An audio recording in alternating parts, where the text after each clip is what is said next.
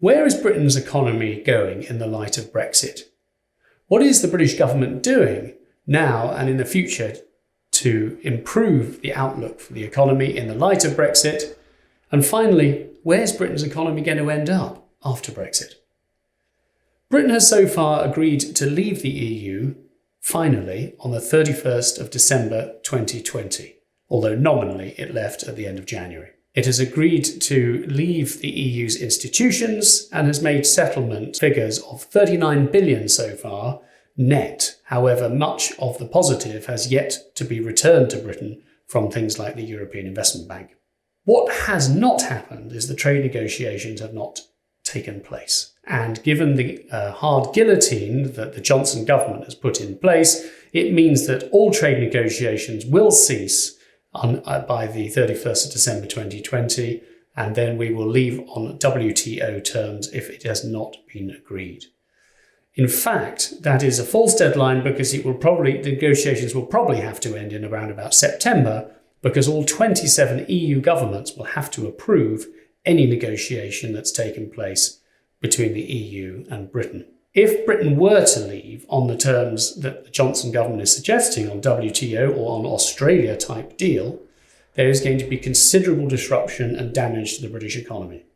Areas that are going to be most affected are things like exports from industry, cars, logistics, and above all, financial services, which has considerable investment across Europe and operates as Europe's financial centre.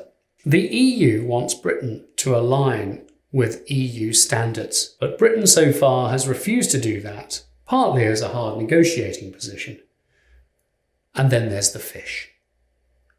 Fishing is a tiny part of the British economy and is dwarfed hundreds of times by the size of financial services.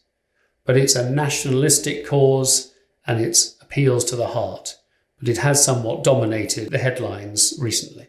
The British government has responded with considerable pump priming of the economy. The annual deficit to GDP in 2020 is due to go back to the levels of 2011, which is right in the heart of the financial crisis effect. They look to increase expenditure on infrastructure particularly, and the most high-profile infrastructure project is the HS2 rail project linking London with Manchester, Birmingham and Leeds. Although some say that infrastructure money of that ilk, currently estimated at 104 billion sterling, would be better spent on other short projects like the improving the rail links of Northern England. Other areas where Britain is likely to see money is in the north, where new constituencies have been won by the Conservative Party. But in fact, expenditure will have to be focused where the population is, and so a lot of money will be going to southern England. The recent impact of climate change and how that's affecting the economy is also accelerating. And we can see that in the recent announcement that by 2035, no further petrol or diesel or even hybrid cars will be sold in Britain.